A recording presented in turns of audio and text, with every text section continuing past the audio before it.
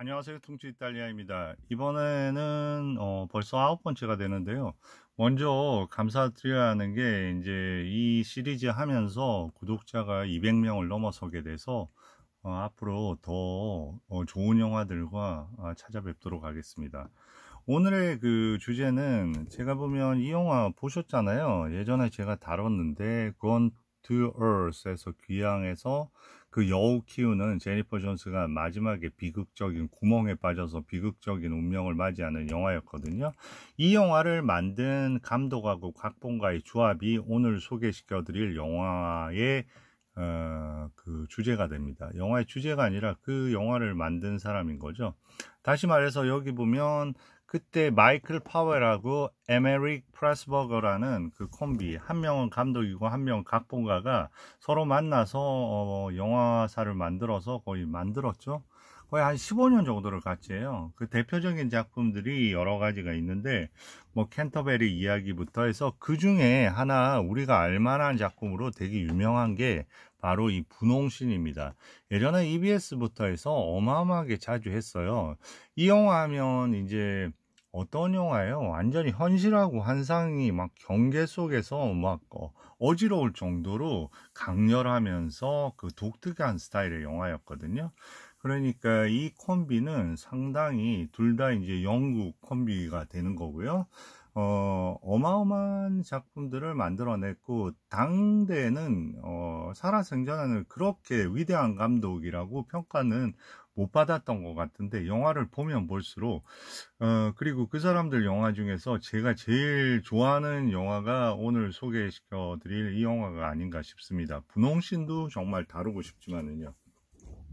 오늘의 뚱치 이탈리아에 다시 보고 싶은 영화는 짜잔, I Know Where I'm Going 이라는 1945년 영화입니다. 보시면 여기 마이클 파월하고 에메릭 프레스버거, 한 명은 감독이고 한 명은 각본가인 거죠. 그리고 이 오른쪽에 배우는 웬디 힐러라고 엄청 유명한 배우예요. 그런데 이제 완전히 우리가 보는 헐리우드식의 미모의 배우라기보다는 벌써 연기적으로 영국적인 분위기가 좀 느껴지지 않습니까? 1936년에 피그말리온이라는 영화로 아카데미 여우 주연상을 받은 대단한 연기파입니다. 그리고 뭐 이 영화도 예전에 그 TV에서 자주 했는데 특별한 때 어쩌다가 한 번씩 올라왔던 것 같아요. 엘리펀트맨이라고 안소니 호킨스 나오는, 여기에서도 수 간호사 역할로 탁월한 연기를 펼치는 배우입니다. 오늘은 어떻게 보면 상당히 젊은 시절에 그 여자 주인공 역할을 하는 거죠. 여자 주인공 역할을 하고요. 그 다음에 이 또 남자가 있어야 되겠죠. 그런데 먼저 줄거리부터 한번 가볼까요? 내 운명은 결국 내가 어디로 가고 있는지를 안다. 이게 더 맞는 거네요. 따뜻함 속에 느껴지는 정과 사랑을 담은 한 편의 드라마. 좀 이해가 되실까요? 물질적 풍요가 아닌 내면의 참다운 사랑을 위한 한 여인의 아름다운 선택. 뭐 다 나온 것 같아요. 원래 원제는 내가 어디로 가는지를 내가 안다는데 벌써 제목을 바꿔놨죠. 내가 가는 곳은 어디인가. 정체성에 대한 어떤 문제고, 물질적 풍요와 그 다음에 진정한 사랑, 참다운 사랑 중에서 고민을 하는 그런 내용이겠네요. 네, 그런 내용입니다. 배경은 이제 영국의 배경인데 이 배경이 상당히 아름답습니다. 배경이 아름답다 보니까 음악도 같이 따라와야 되겠죠. 그러니까 여기도 일반 음악 감독을 쓸 수는 없죠. 마지막에 보면 Music by Alan Gray, 대단히 유명한 사람이고 역시나 폴란드 사람이에요. 그러니까 폴란드 사람이면서 이 사람이 했던 영화 중에서 여러분이 제일 기억에 남을 만한 영화는 예전에 아프리카의 여왕이란 존 휴스턴이 만든 영화 있어요. 거기 보면 누구 나옵니까? 험프리 보가트하고 캐서린 헵번이 나오죠. 그 영화에서 음악 감독이 저분이에요. 저분 폴란드에서 왔고, 그러니까 예전에 유태인이라는 이유로 2차 세계대전 전후에서, 아니면 그 이전부터 전쟁 이후에 뭐 1차 세계대전 이후에도 그렇고 프랑스를 거치든지 아니면 그래서 그 미국으로 온 사람들이 상당히 많거든요. 뭐 프리츠랑 감독도 그렇고 앤스트 루드비치라는 감독도 그렇고, 뭐 너무 다양한 감독들과, 예를 들어서 여자 배우 같은 경우에도 보면 뭐 마릴린 디트리히도 원래는 독일이고, 그죠? 그런 분들이 어떻게 보면 이런 어떤 또 빌리 와일더 같은 감독도 그쪽에서 왔고, 그래서 원래는 시나리오부터 시작을 했고, 그런 어떤 그쪽에서 동구나 독일이나 이런 권에서 유태인이었다는 이유로, 아니면 다른 이유로 해서 이렇게 미국 쪽에서 온 사람들이 헐리우드의 문화적 부흥에 어마어마하게 기여를 한 거죠. 그래서 50년대 영화들을 보면 전체적으로 그렇게 최정상의 영화를 만들 수밖에 없는 그런 분위기가 자연적으로 형성됐던 것 같아요.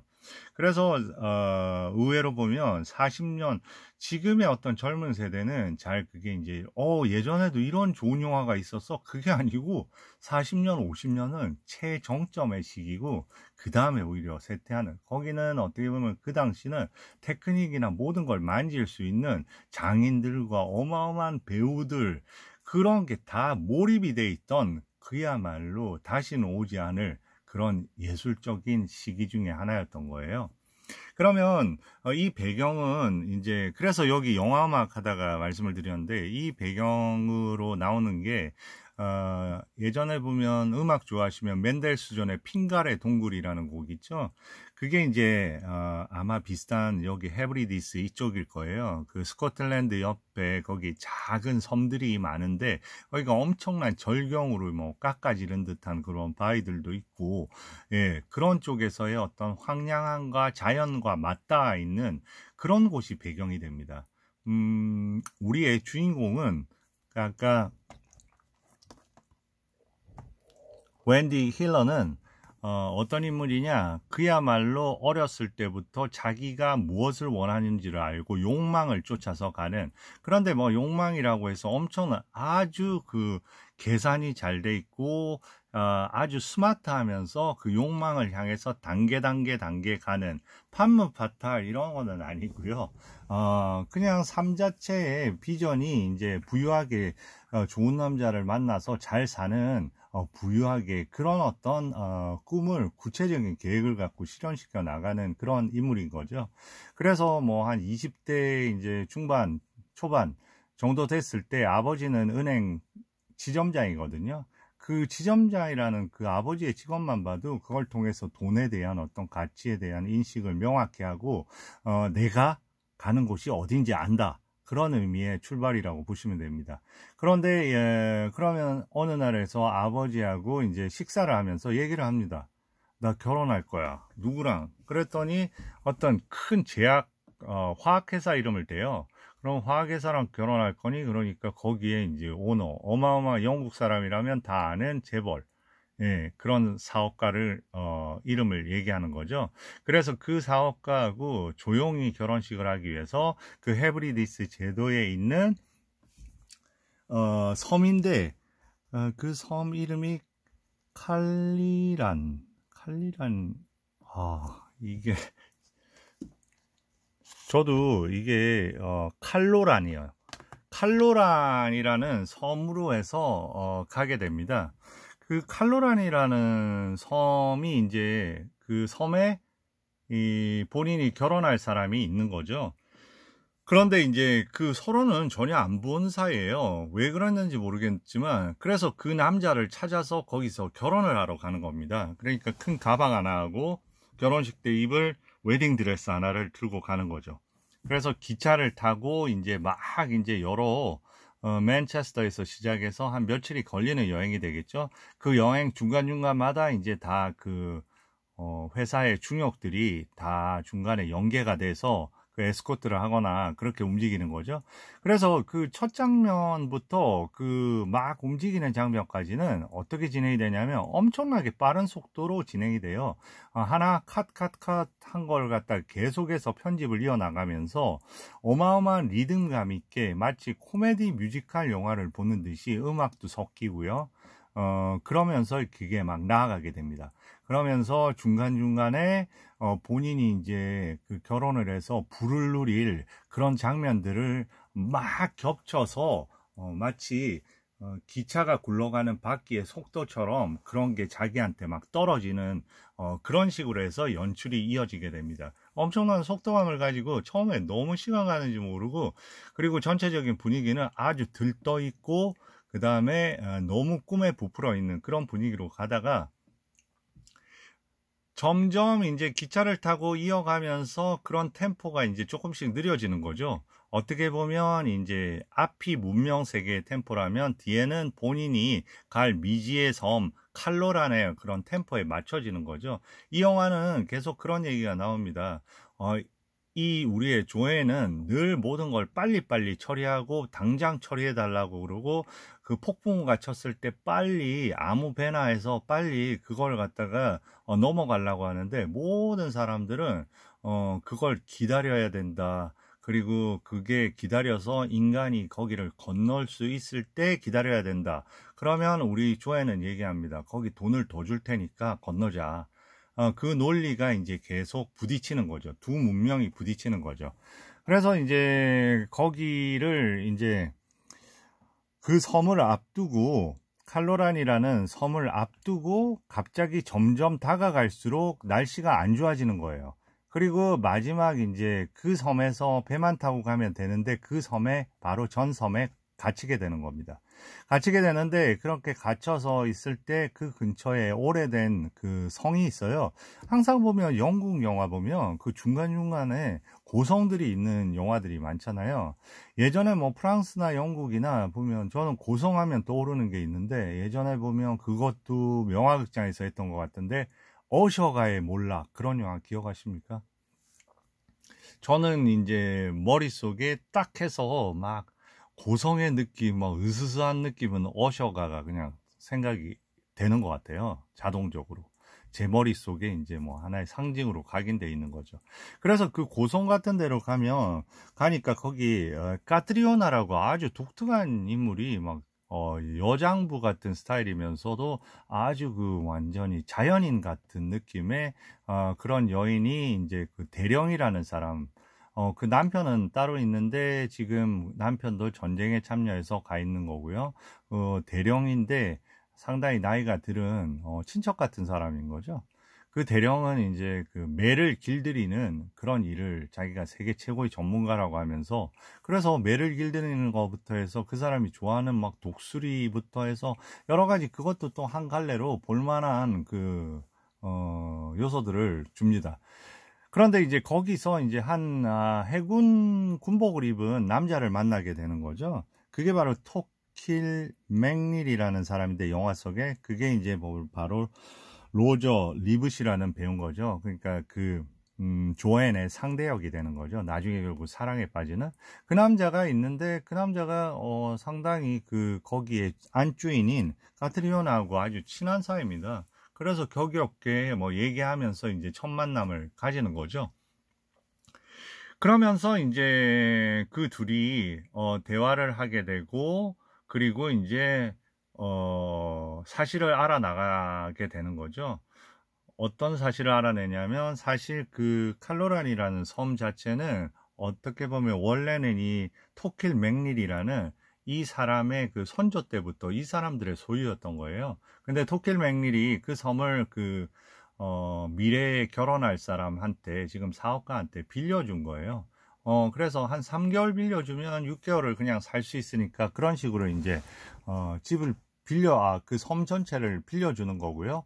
실질적으로 해서 그 주인은 바로 이 토킬 맥닐이었던 거죠. 8일간의 휴가를 받아서 이 사람도 이제 거기를 가려고 했는데 같이 갇히는 신세가 된 거죠. 그러면 어때요? 같이 갇혔으니까 이제 여행, 그 주변을 돌아보게 되겠죠. 그러면 돌아보면서 이제 꼭 전설처럼 내려오는 그 주술이 걸린 완전히 다 무너져가는 그 성도 지나게 되고요. 그 다음에 이제 그 관련된 사람들, 특히 이제 서로 연락이 안 되니까 저 맞은편 그 칼로란에 있는 그 결혼할 사람하고 그 신랑 될 사람하고 어떻게 보면 무전으로 이렇게 연락을 하게 됩니다. 연락을 하니까 그 무전으로 해서, 그렇다면 거기 있지 말고 자기가 아는 그런 어떤 잘 돌봐줄 수 있는 집이 거기에 고성이 있으니까 그쪽으로 가라 해서 거기도 들르게 되고, 그리고 또 다른 것도 들리게 돼요. 그걸 하면서 이제 이 우리의 주인공 조한이 이 스코틀랜드의 색다른 문화와 그 사람들의 삶의 방식에 점점 매료되기 시작합니다. 그러면서 거기를 사실 실질적인 그 중심에 있는 이 토킬이라는 인물에 점점 빠져들게 되는 거죠. 빠져들게 되는 그런 과정들이 되게 보면 여러 가지 스토리들이 있는데, 그게 되게 은은하면서 그 전체적인 이 영화의 풍광하고 너무나 잘 맞아떨어져요. 이 영화는 되게 조용조용 앞에의 어떤 급박한 코미디 뮤지컬 같은 흐름에서 점점 릴렉스가 되지만 전체적인 모든 영화의 부분은 릴렉스가 되는데, 유일하게 계속 조바심을 내는 사람이 조앤이 되는 거죠. 그러니까 조앤은 그런 감명을 받으면서 점점 분위기에 빠지면서도 자기의 급박함은, 왜냐? 빠지면서 동시에 본인도 본인이 가져보지 못한 감정의 어떤 상태로 가면서 어떻게 보면 어느 순간 이 토킬에 빠져있는 자신을 발견합니다. 그러다 보니까 그게 두려워지고, 빨리 그 폭풍우는 점점 더 거세어지고, 그런 과정 속에서 이제 조앤은 거기에 제일 유능하다는 선원한테 부탁을 해요. 그런데 단칼에 거절을 하면서 무조건 기다려야 된다고 하는데, 거기 또 돈으로 흥정하다가 그 사람이 어마어마한 시선으로 노려보고 나가는 장면이 있습니다. 그리고 그 다음에 그게 안 되니까 저 사람을 움직일 수 있는 건 토킬 당신이니까 토킬한테 또 부탁을 합니다. 그래도 부탁이 되지 않아요. 그래서 결국은 거기에서 결혼을 하기 위해서는 한 자금을 모아야 되는 젊은 청년이 있는데 4년 정도를 모아야 되는 금액을 지불을 하면서 무조건 같이 배를 타고 가자고 제안을 합니다.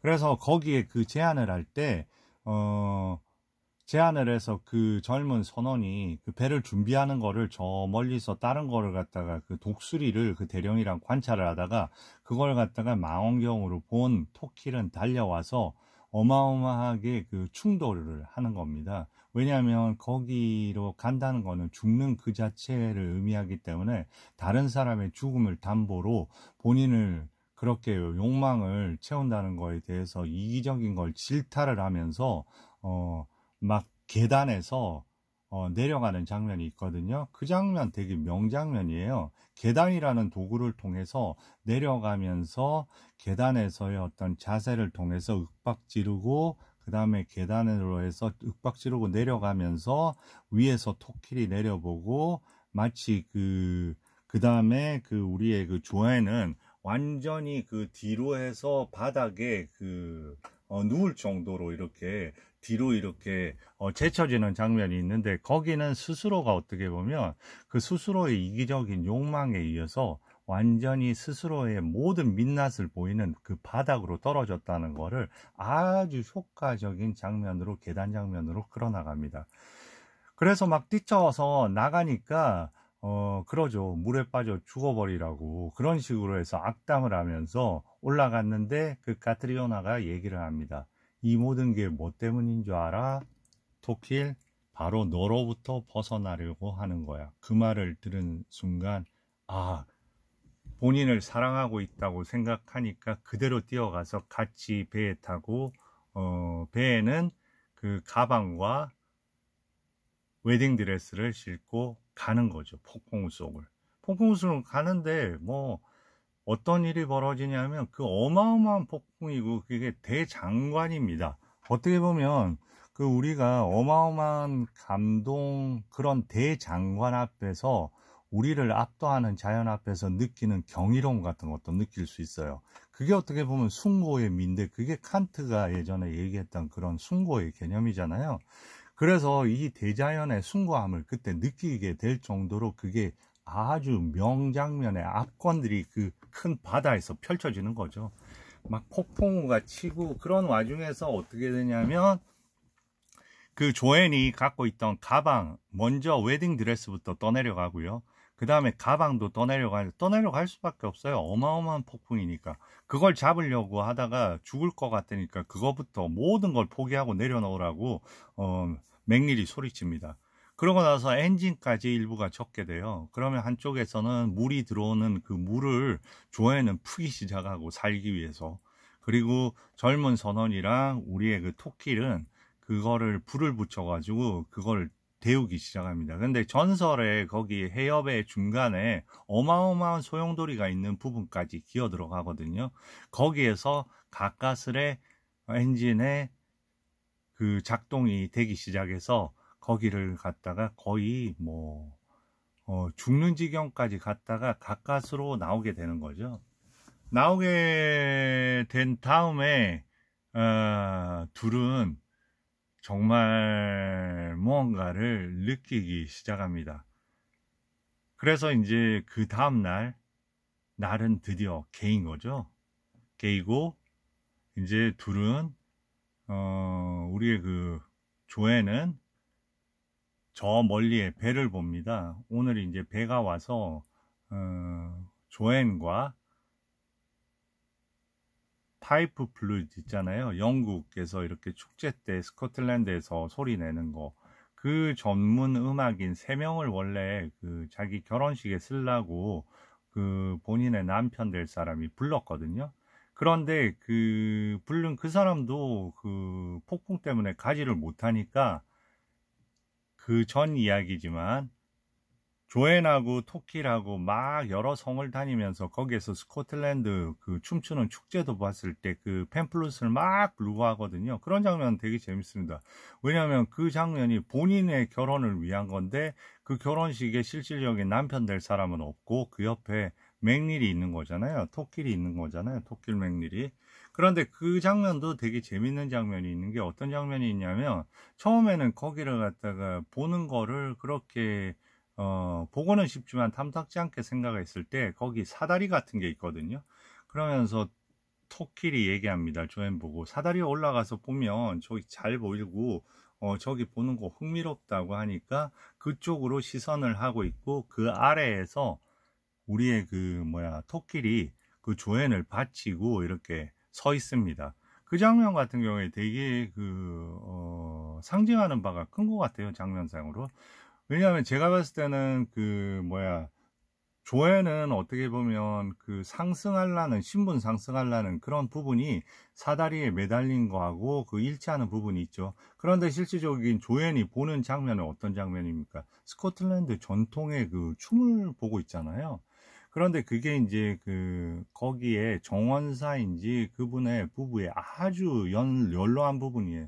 부부의 결혼한 지 60년이 돼서 이제 그거를 축하하기 위해서 많은 사람이 모였는데, 예, 그랬을 때 조앤은 그 축제를 보면서 어떻게 보면, 본인의 상승을 해서 올라가야 되는, 그 모습은 안 보고 그 스코틀랜드의 그 전통 그걸 보고 있고, 그런 부분의 중심축은 바로 옆에 있는 토끼리잖아요.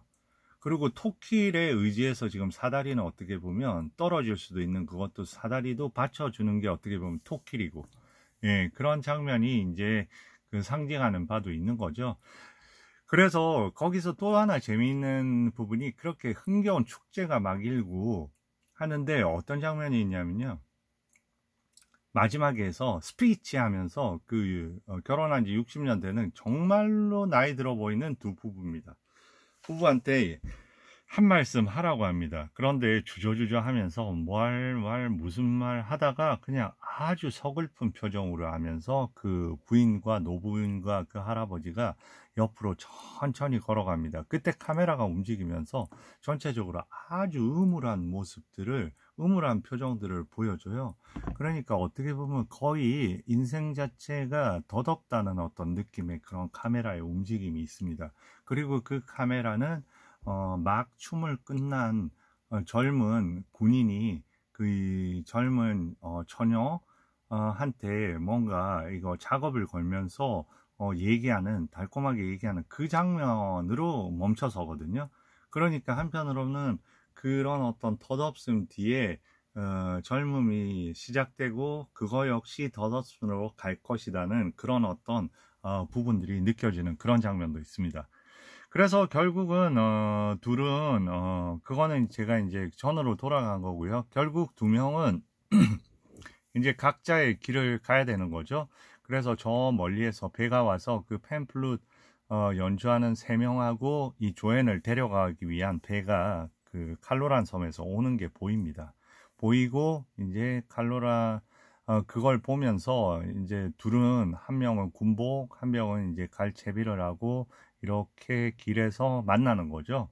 만나서 이제 하는 얘기가, 첫 번째 얘기가 부탁 하나 해도 되겠냐고 그 토킬이 조앤에게 얘기합니다.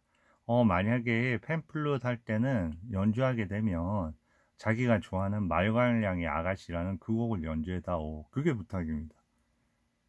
그런데 이제 조앤은 부탁 하나 나도 할게 하면서 나한테 키스해 줄 수 있냐. 그래서 이제 키스를 하고 서로 각자 이제 가는 거거든요. 가는 건데, 그러고 영화가 끝날 것 같으면 그게 또 영화가 아니겠죠. 그런데 이제 그 조앤이 가는 방향은 이제 저쪽으로 사라지고, 그리고 맥닐이 가는데 맥닐이 한 번도 두려워서 들어가지 않은 그 저주가 쌓인 그 성을, 대대로 들어가서는 안 되는 그 성을 들어갑니다. 그 성을 들어가서 그 성에서 이제 내용을 발견하게 되는 거죠. 그 성은 선대에, 아주 오랜 선대에, 그러니까 토킬의 그 조상들 아주 오래된 그 중에 한 명이 결혼을 합니다. 그 부인이 외부에서, 저 영국 본토에서 온 부인이 있는데, 부인이 사촌하고 이렇게 정분이 난다고 할까? 그렇게 돼서 그 토킬의 조상에 해당하는 그분이 그 성으로 와서 모든 주민들을 죽이고 그 둘은 묶어 놓습니다. 묶어 놓은 다음에 그 저주의 성에 들어가 보니까 사람 한 명이 들어갈 수 있는 작은 우물에다가 묶어 놓고 빠뜨리고 그 다음에 본인은 식사를 합니다. 그래서 이제 그 둘은 죽게 되고 거기에 이제 그 토킬 가문에 대한 저주가 이제 내린 거죠. 그래서 못 들어갔던데, 이제 저주의 내용은 어디까지 나오냐면, 그렇게 해서 그 사람은, 토킬의 그 후손들은 절대 자유롭지 못하리라. 여기서 일단 끝나요. 그러니까 어마어마한 조주인들 이렇게 생각이 되는데, 갑자기 저 멀리서 그 팸플룻 소리가 들립니다. 들리고 그게 본인이 잘 아는 말광량이 아가씨라는 거를 생각했을 때 갑자기 토킬이 어마어마한 속도로 언덕을 내려가기 시작하는 거죠.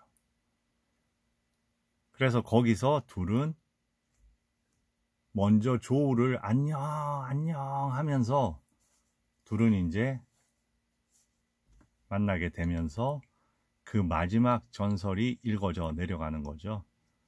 둘은, 토킬은 자유롭지 못할 거지만 맥닐 가문은 자유롭지 못한다. 왜냐하면 죽을 때까지 한 여자의 거기서 벗어날 수 없으니까 자유롭지 않다. 그런 식으로 마지막 부분은 약간 코믹적인 요소와 더불어 은은하게 막을 내리는 게 이 영화거든요. 근데 이 영화의 제일 큰 장점 중에 하나는 거의 완벽한 영화가 아닐까 싶습니다. 전체적인, 무엇보다도 이런 밸런스가 너무 좋고 그 안에 은은함과 인생을 돌아보는 어떤 서글픔과 그런 게 다 은근한 그런 부분 안에 있고, 그리고 계단 장면처럼 그렇게 격정적인 부분은 그 안에 격정적인, 또 태풍과 싸우는 그 부분과, 그리고 그 보통 때는 엄청나게 이 두 주인공도 은은함과 그런 안에서 중간중간에 격정적인 부분은 최대한 격정을 아주 좋은 연출로서 마무리하고 있다. 그리고 무엇보다도 음악적인 운영이 너무 뛰어나다. 그리고 간간히 포진된 그런 매를 길들이는 대령이라든지, 그리고 특히나 까트리오나 그런 역할의 조연들의 연기도 엄청나게 돋보인다. 그래서 전체적으로 해서, 그리고 중간중간에 섞이는 스코틀랜드 전통을 알 수 있는 그런 공연들, 일종의 저희가 봤을 때는 공연이잖아요. 그런 부분까지 뭔가 흠잡을 데 없이 거의 인생에 대한 은은한 성찰을 줄 수 있는 그런 완벽한 영화가 아닌가 하고 생각을 합니다. 그래서 몇 장면, 이런 장면이 뭐 어떻게 보면 거기를 표현하는 그런 장면인 거죠. 그런 어떤 도시의 그런 부분들을. 그러면 마찬가지로 제가 오늘도 마찬가지예요. 오늘도 다 이렇게 찍었는데 어떻게 되냐면 또 저작권에 걸려가지고 다시 장면밖에 못 보여드릴 것 같아요. 요새 계속 그러네요. 이 영화도 1945년이면 저작권이 끝난 영화인데 저작권 부분이 쉽지 않아서 이거를 이렇게 말로 설명을 하려니까, 네, 이게 처음에 스타트에 이제 막 걸어가면서 자기가 가야 할 곳이 어딘지를 안다. 그러니까 이게 그 본인의 아버지와 만나서 이제 결혼을 통보하는 그런 부분입니다. 그리고 이런 부분이 음악과 동시에 기차가 움직이면서 제가 말씀드린 여러 가지 이제 상당히 빠른 리듬 속에서 여러 가지 본인이 앞으로 갖고 싶은 그런 환상과 이런 거를 기차 소리에 맞춰서 이렇게 표현해 나가면서 리듬과 템포를 만들어주는 그런 장면이고요.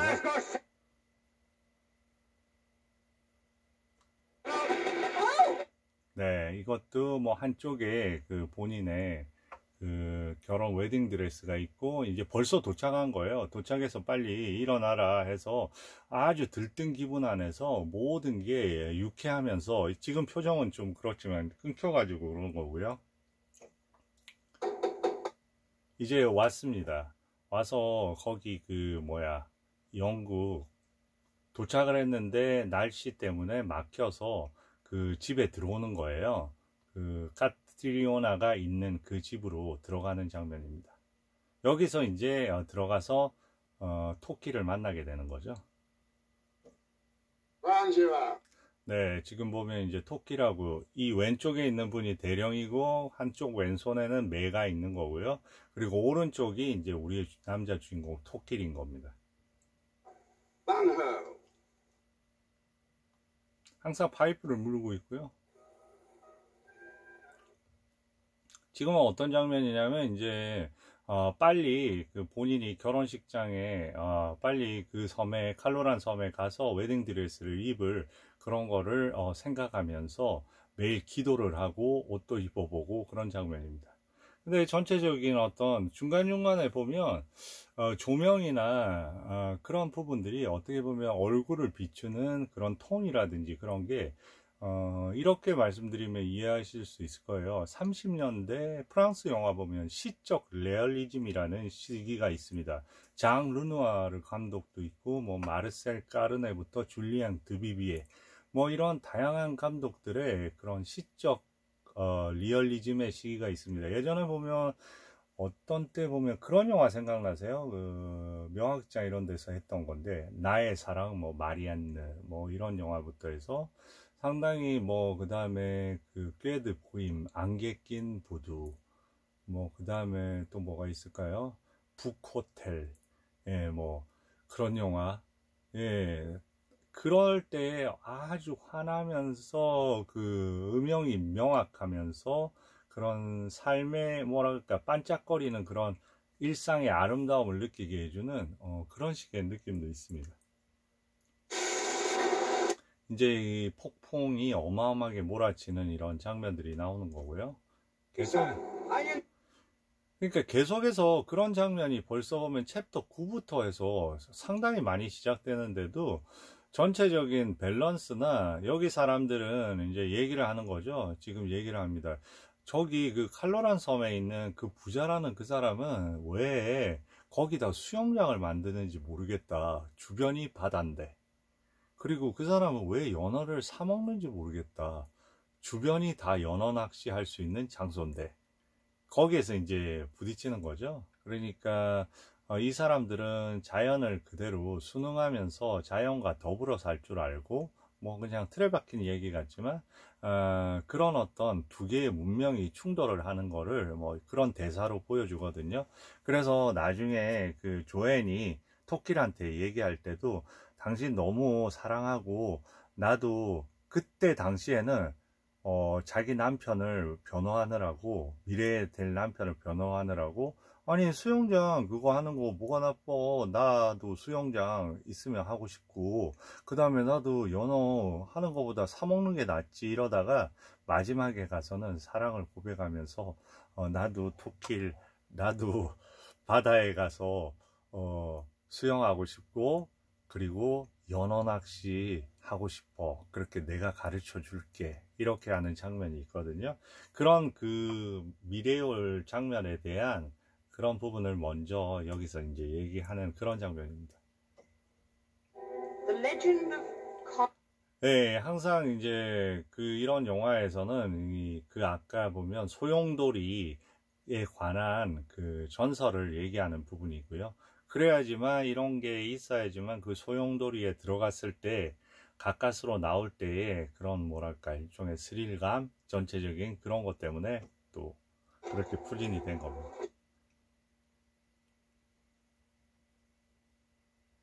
네, 이 부분 넘어가고요. 이제 여러 성을 저렇게 다니는 장면이고요.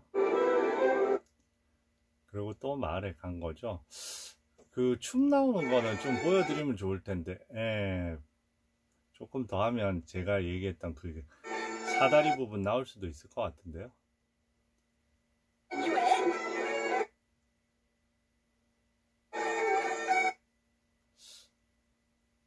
뭐 볼까요? 가능할까? 뭐 이런 분위기예요. 제가 그 사다리 부분은 놓친 것 같고 바로 전 단계에 그거는 보여드릴 수가 있을 것 같아요. 그 뭐야 스피치 부분.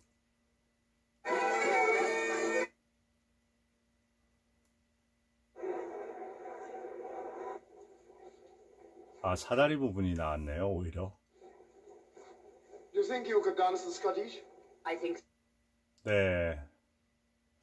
아, 그 부분 보여드리고 싶은데 잘 맞춰지지가 않네요 그게. 가능할 것 같아. 이 부분이에요. 아, 예. 네, 저렇게 얘기를 기대하는데 못하고 그냥 저렇게 하면서 저 음울한 음악이 나오고 저렇게 사라지면서 저 어떤 시선 거의 어떻게 보면 이때 부분은 어마어마하게 패시미즘이 저는 돈다고 생각을 해요. 그 다음에 이런 부분에 여기에 와서 머물잖아요.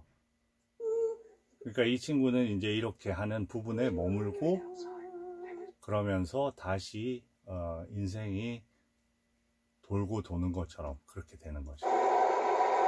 이제 막 어마어마한 이제 그게 부는 거죠. 그리고 이제 여기서 잘 왔는데 이제 엄청 싸우게 되는 장면이 그 다음인가? 잠깐만요.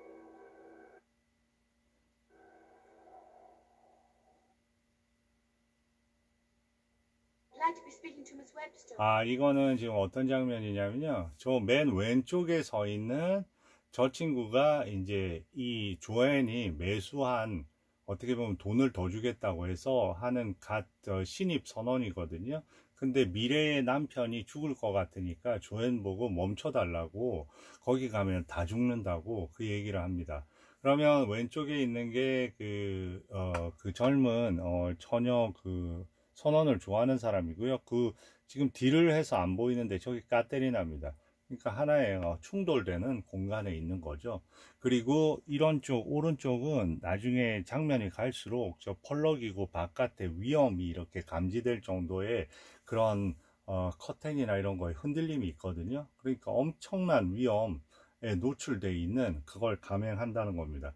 조금만 있으면 그 계단 장면이 나올 것 같아요.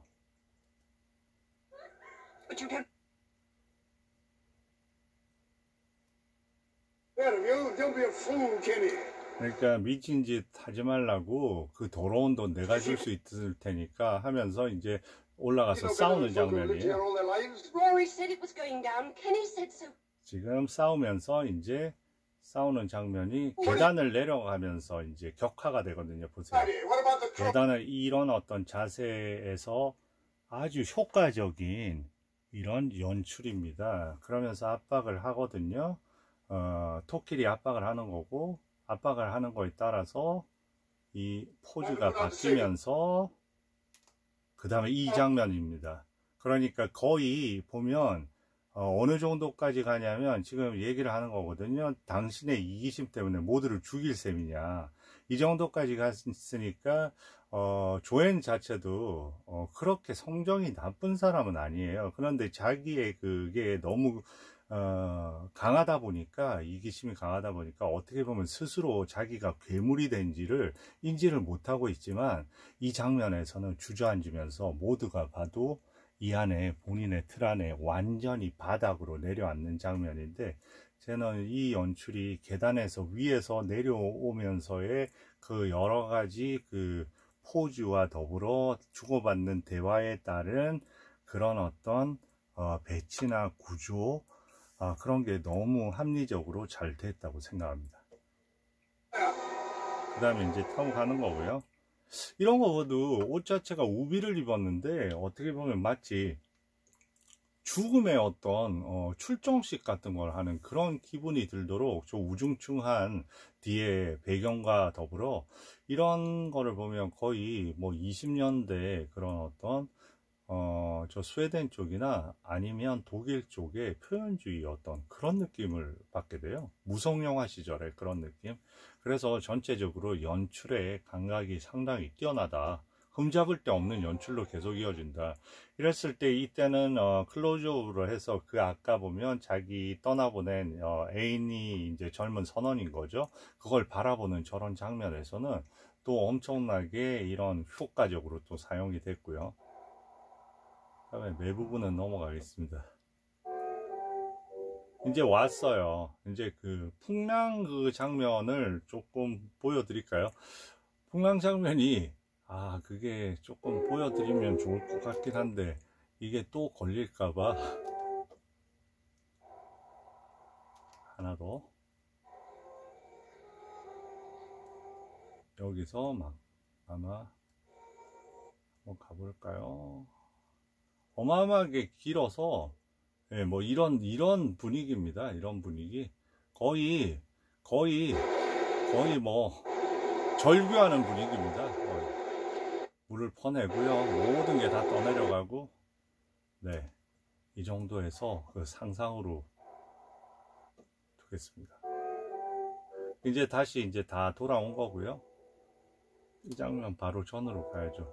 이거는 이제 서로 만나고 나서 그 마지막에 그 성으로 들어가는 거고요. 그래서 마지막에 이 길에서 저기 배가 오고 이렇게 키스를 한 다음에 서로 이제 끝나는 장면입니다. 항상 음악이 이렇게 여기서 끝이 나도 이상하지 않을 영화인데요. 영화가 마지막 끝까지 이렇게 잘 여기 이제 들어가는 장면이고요. 그래서 뭐 이렇게 막 올라가서 그 안에 여러 가지 전설을 보고 이제 얘기가 되고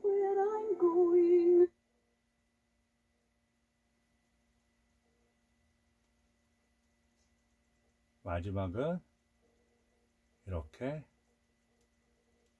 해피엔딩으로